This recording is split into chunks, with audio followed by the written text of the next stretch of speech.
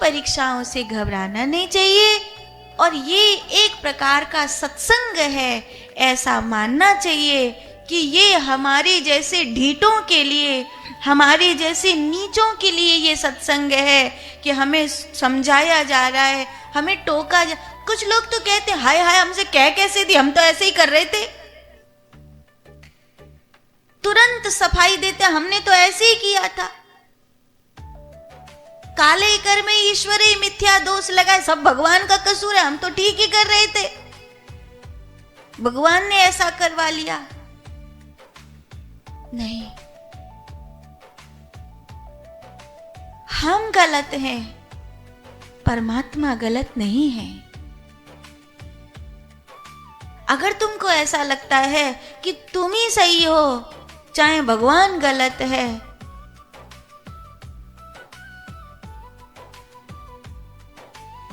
तो भैया फिर तो तुमसे दूर से ही हाथ जोड़ने में भलाई है। क्योंकि आज तक इस धरती पर करोड़ों वैष्णव हुए हैं, सन्यासी हुए हैं, भक्त हुए हैं, कृपा पात्र हुए हैं। उन्होंने एक ही बात कही है, मैं गलत हूं, आप सही हो। मैं अपनी गलतियों को सुधार रहा हूं। डर लगता है मरने से पहले सुधार पाऊंगा कि नहीं। जिंदगी तो मुट्ठी में भरे रेत की तरह खसक रही है, पता नहीं मरने से पहले पूरा हो पाऊंगा कि नहीं। तू परीक्षा लेते रहना, तू हर बार टोकते रहना, हर बार मुझ पर कोड़े बरसाते रहना, हर बार मुझे डांट लगाते रहना, हर बार मुझे अपनी नजरों के सामने रखना। तेरी नजरों के सामने रहूंगा तो गलत नहीं होऊंगा, तेरी नजरों से अलग हो जाऊंगा तो गलत हो जाऊंगा। ये एक सत्संग है।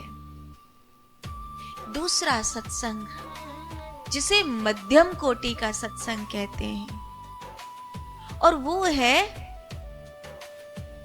गुरु ने बोला और शिष्य ने सुना। एक बार उन्होंने कहा, बेटा ये संस्कार है, ऐसा करना, ऐसा नहीं करना, बेटा इस पथ पे चलना, बेटा इस मार्ग पे चलना। एक बार उन्होंने कहा और उसने मान लिया, उसको पत्थर की लकीर बना लिया। वो कभी अपने संस्कारों से डिगा नहीं, वो किसी भी स्थिति में, किसी भी परिस्थिति में गुरु के वचन से फिरा नहीं। ये एक सत्संग है और एक उत्तम कोटि का सत्संग है।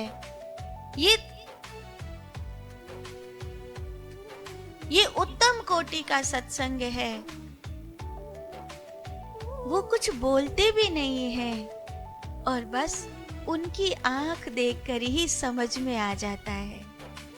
इसे कहते हैं उत्तम कोटि का सत्संग। बड़ी पुरानी घटना है, आपने कई बार सुनी होगी कि बुद्ध जी के पास एक व्यक्ति आया, ज्ञान की पिपासा लेकर आया था। बैठा, प्रणाम किया, भगवान बुद्ध मुस्कुराए, उसका प्रणाम स्वीकार किया। फिर वो चला गया और बोला, अहो भाग्य मेरे, झोली भर गई। अहो भाग्य मेरे, कृपा हो गई। तो बुद्ध जी के साथ जो आनंद रहता था, आनंद बुद्ध जी का चचेरा भाई था।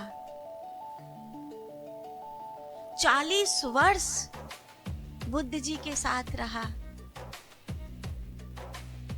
40 वर्ष बुद्ध जी के साथ रहा। वो बोला, आपने कुछ बोला भी नहीं और इसको कुछ मिल गया, इसको क्या मिल गया? तो भगवान बुद्ध ने कहा, आनंद, तुम बहुत अच्छी घुड़सवारी करते हो। जानते हो आनंद, कितने प्रकार के घोड़े होते हैं। एक घोड़े वो होते हैं जिनको चाबुक मारो तो चलते हैं।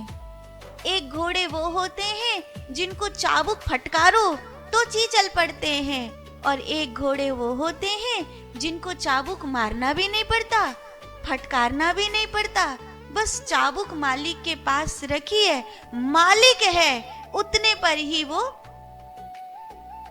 तो ये जो अभी अभी आया था ना आनंद, ये वो वाला भक्त था जिसे कुछ कहने की जरूरत नहीं है, ये गुरु की आंख से ही समझ जाता है।